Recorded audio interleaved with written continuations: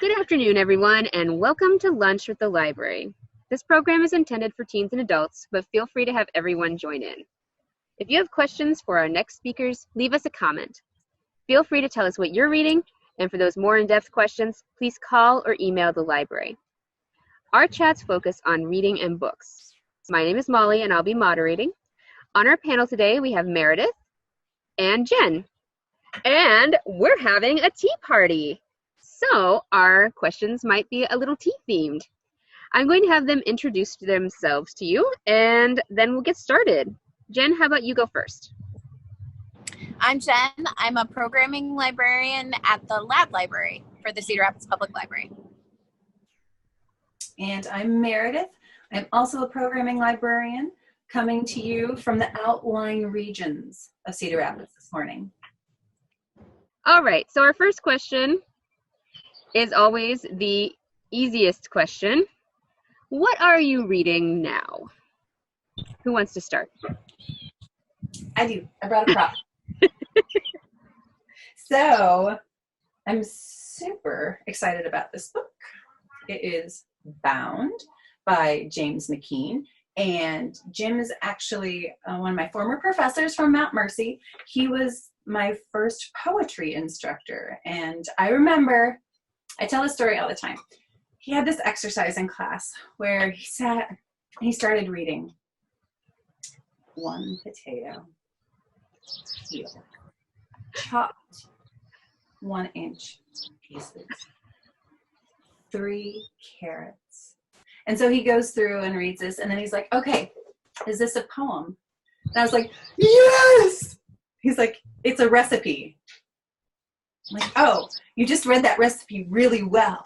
But I adore this man, and it's a very wonderful book because one of my dearest friends that I went to Mount Mercy with actually got it for me at a reading of his recently before I moved back. But it is a treasure trove of personal essays. And I remember when I first got this book, it's personal essays, but it has to do with lots of women in his life, his family. And at the time, my daughter was probably 3.5 or 4. And she doesn't like to go to bed. So we laid in bed and read the essay about like when he first was falling in love with his wife. And at the end of that essay, she's like, I like that penny. I'm like, me too. It was so charming, but I put it down, we moved, and I hadn't got it back until recently. So I'm reading Bound by James McKean. Jen, how about you? I am reading or listening to Dare to Lead by Brene Brown. And it's good. It's one of the, I'm reading it for the library.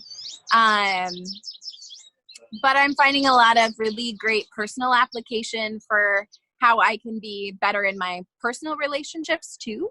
It's a book that focuses on vulnerability and the skills to being courageous in your life. And so that's been really good to listen to, especially as we're in the unknown in this world of COVID-19. So I really enjoyed listening to that. But my fun read is Margaret Haddock's second book in the Greystone series. It's a juvenile literature book. So I don't know, I'd say 10 to 12 age range right there.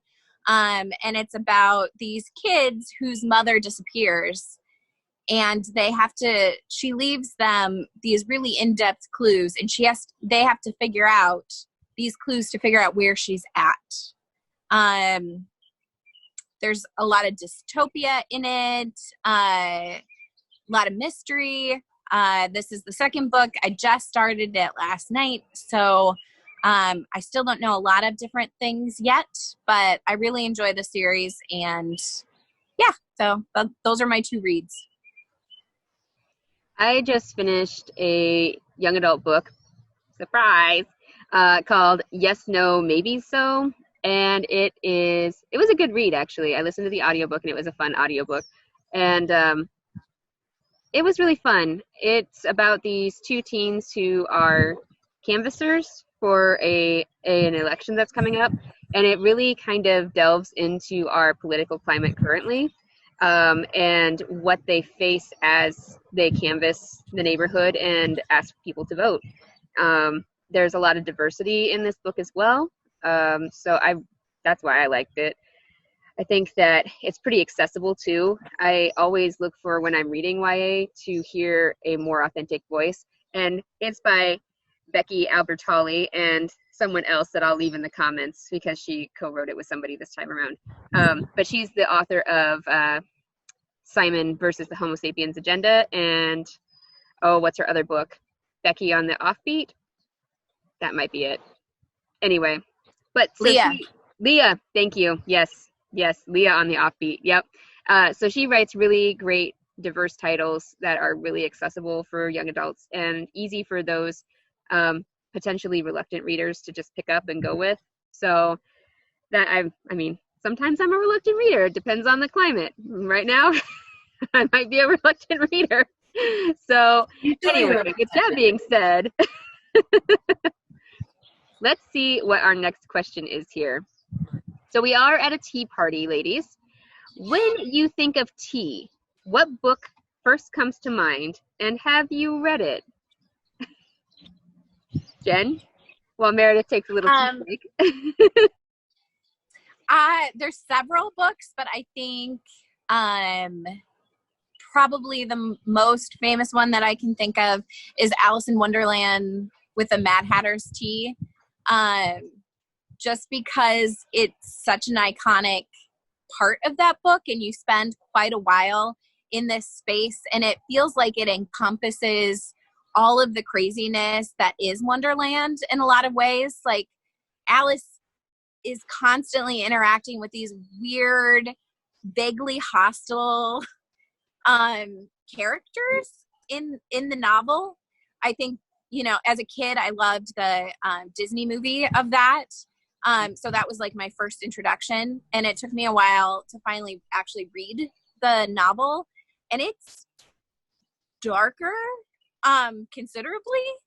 And in that when you're reading that tea scene, you just feel the wall of confusion that is around Alice, and having to deal with these characters that seem somewhat malevolent in their riddling and indirection. Like, she'll ask them something direct and they give her craziness, and just how frustrating that can be. So that is the tea scene that I think of.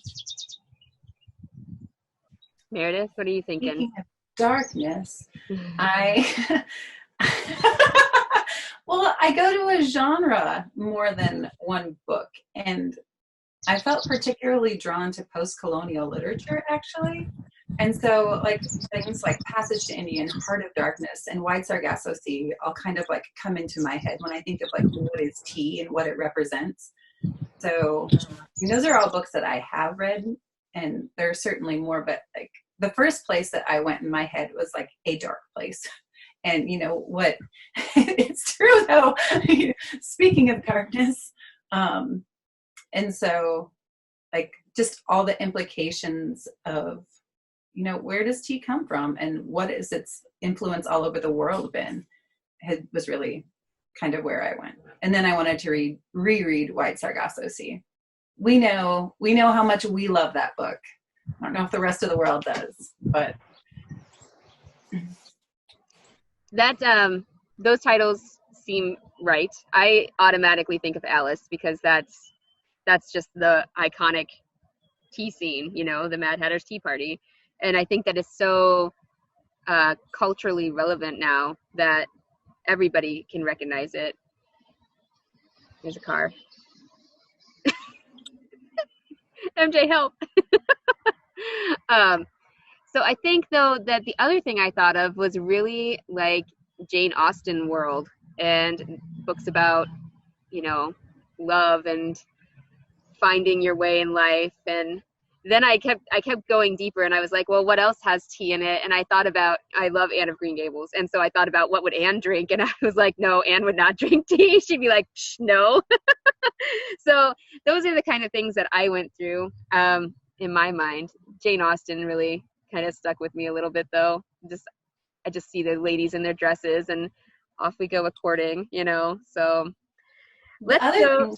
Well, the other thing, this is interesting too. Like, I was thinking of tea as what it represents too. I've never really been into classic literature. Like, I'm a very like modern American literature person. And so I never got into Jane Austen, never read all of Anne of Green Gables, but I know, I think of like beat literature and what tea means, or like reading tea leaves. Like, there are just so many different ways that like tea is expressed in different ways, right? Whether it's a metaphor or it's like a way of interpreting your world. I don't know. So I'm the outlier. Not only am I the only one indoors, but I am the one with the heart of darkness. It's okay. I mean, I think that you're right, though. There's so many interpretations of tea, so many different ways to read that. So going to a heart of darkness here, Meredith, this one's for you. I'm going to pitch this one to you first. And I'm going to paint this beautiful picture. It was a dark and stormy night.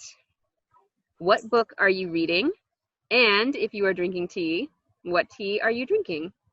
Okay, so this actually happened. It wasn't that long ago, maybe 2 weeks ago, we had a nice thunderstorm in the evening. And so I went and I picked up probably my favorite book, right? And this is the book I read, A Wrinkle in Time, right? When the storm starts, like, you are Meg Murray in the attic and you are listening to the howling wind. Like, this is the book, this is my dark and stormy night go-to.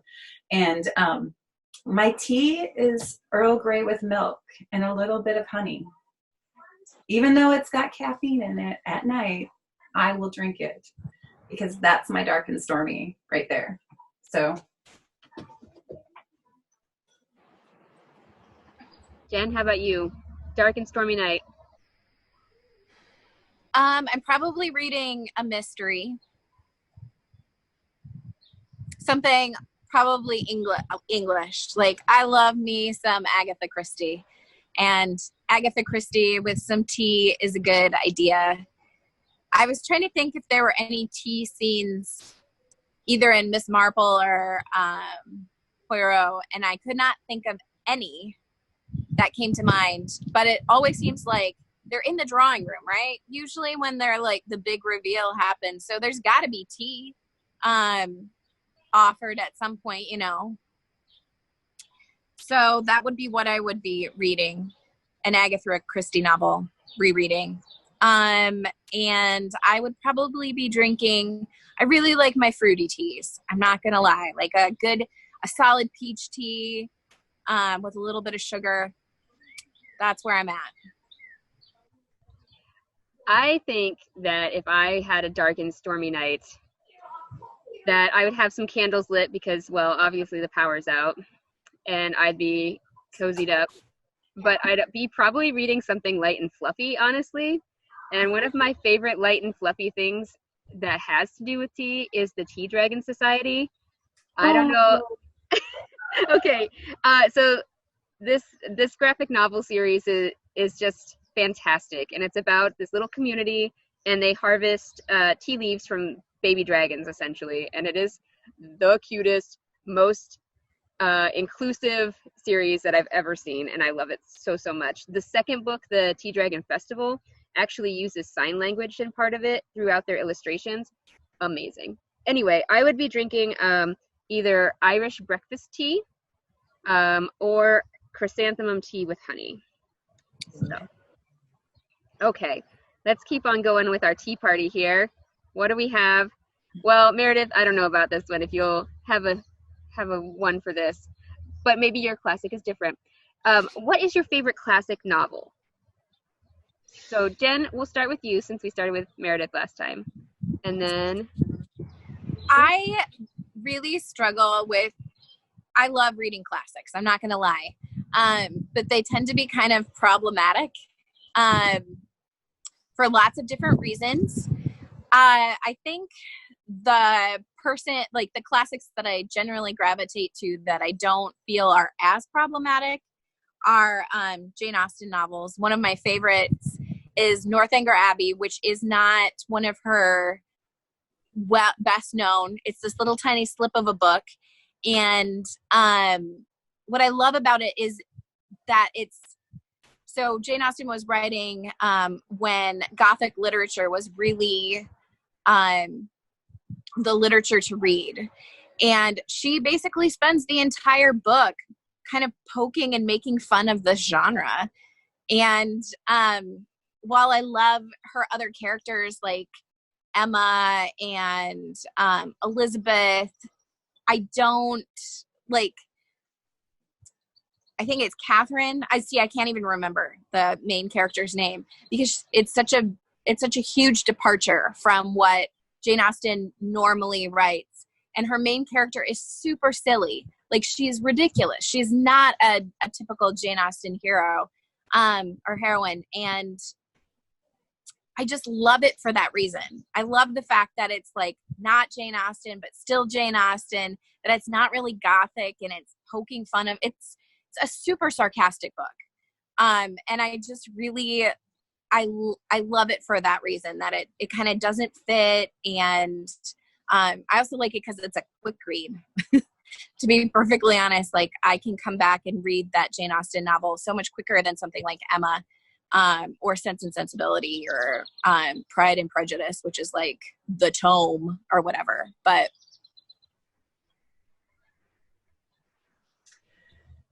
well, me. So when I was thinking about this, and so I went modern classic, and I went kind of back into my archive. I don't have a favorite. That's really hard for me to do favorites.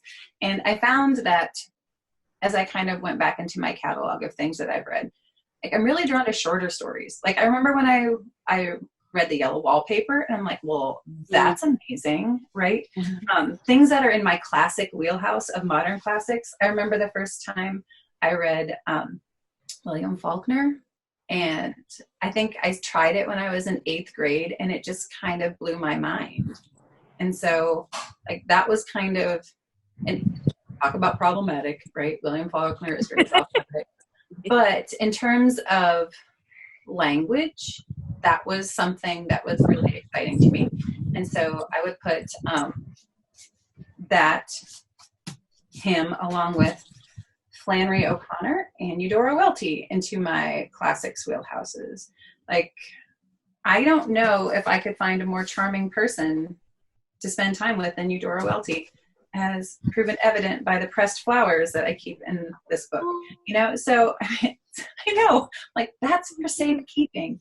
But those are some of my favorite classic authors, I'll say. I also remember, my mom had this bookshelf of stuff that she had been assigned to read, I'm sure. But when I read A Good Man is Hard to Find, Flannery O'Connor, I remember that moment. I remember the book cover. I remember all the things that went into starting to read that genre. And so that's, I think that's part of why they're in my favorites, I'd say. It's funny that you talk about classics because and when you started to read them, because I think about when I started to read them in school, and it was you're being forced, you're studying for this AP test, and so I don't have a good relationship with the classics. I feel my relationship with classic novels was always touch and go. I do remember though reading Ethan Frome by Edith Wharton, and that book was something that stuck with me for some reason. I don't know if it was just because it was so much tragedy, just continuously going downhill, if you were. So it was bad. And it always stuck with me. I wrote a fan fiction about if Ethan Frome was a squirrel.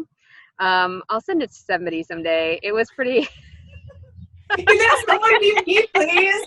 I want to read that. It's something terrible, something dark and terrible. Oh goodness. But anyway, let's move on to our next question, which will also be our last question. And so we're going to pick a character from a book, any book that you want, and I want you to tell me what they would pack in their picnic lunchbox. Okay? So who wants to tackle that one first? Jen's like, not me. Anyone? What do you think? Well, I mean, the first character that came to mind when you sent me those questions, I'd had all these other books and things in my mind. I'm like, well, what would like the people on the road pack in their lunchbox? And I'm like, well, uppers, downers, and booze. That's what they pack. Like that's terrible. How do you know who these people are? But it was really interesting because then I started thinking about some of the characters in like the books that I had over here. Those are all Southern literature, right? So like, what would they be eating? It's so regional. I hadn't really considered that. Like personality comes into play as well as like, where are you from? What do you usually eat? Or thinking about A Wrinkle in Time, like the book opens with this storm, and then you have 3 characters in the kitchen, and everybody's eating a different kind of sandwich. And it's just so interesting how people get written with food, let alone like what we think of them, right? So a character in a book, and what would they pack? I started thinking then about Fancy Nancy, because we also talked about Fancy Nancy for a tea, right? So I went Fancy Nancy, and she would make these delicate little butterfly sandwiches out of jelly, right? And then she would put gumdrops on the top. And then I think she would make caterpillars out of celery. And then I think that she would cut little tiny tomatoes in half for ladybugs. That's what she would pack on her picnic lunch. Thanks for stealing mine, Meredith. Did I? No, it's okay. I will think of something else. Jen, in the meantime. Any character. Well, so I was thinking, so I read Harry Potter every year. That's just what it is. And as I've gotten older, I've appreciated different characters. So I thought of Molly Weasley, because right now, Molly Weasley is my homegirl. Like, if I could be half as good of a mother as Molly Weasley is, like, life goal achieved, really. So I was thinking about what Molly Weasley would pack, and I have to admit, it was very hard to limit that, like, because I feel like she would just get this huge picnic basket and then make it capable of putting like all of her kitchen in there. Like, she's like, I'll have like all of the food that you need to like feed teenage boys, because that's basically 2 refrigerators, right? Mm-hmm. She has all of that, but then she has like her spare ingredients, like she's got to have some flour, got to have some sugar, whatever. So she can just like whip something up real quick if someone's like, oh, I don't want any of this. 2 refrigerators full, and I am not pleased with your buffet of options. And she was like, oh, just a minute here. Wand, boom. There's something that fits you tailored perfectly. So, yeah, it would just basically be the whole kitchen. The whole kitchen. English breakfast. I don't know if they eat goose. I don't know. That seems very Charles Dickens. But like all of like the wonderful traditional British food items in that basket, plus extra. Yeah. I like that. That's a great answer. Yeah. Okay, well, so I thought about it because, well, Meredith stole mine. It's fine. Fancy Nancy's a great character, and she loves tea parties. What are we going to do? So I have a 6-year-old. Fair, you win. So I think that my picnic lunch would be from Percy and Monty, from a Gentleman's Guide to Vice and Virtue, which is by Mackenzie Lee, also young adult. And those 2 characters are very much like anti-society boys, I would say. Like Monty is always kind of pushing against his family, and Percy is just going along for the ride for a lot of it. So that's fine. But so the book is about them and their trials after they kind of get thrown out into the world. I'm trying to find words that won't spoil anything. But so I think that they would probably grab what they could find. So maybe they would be running around with some scraps of food, or Monty really likes his drink, so we'll put it that way. So if they could find somewhere to have a sip of a drink, if you know what I mean, they would probably do that. Maybe some nice glasses and a ratty blanket if they could.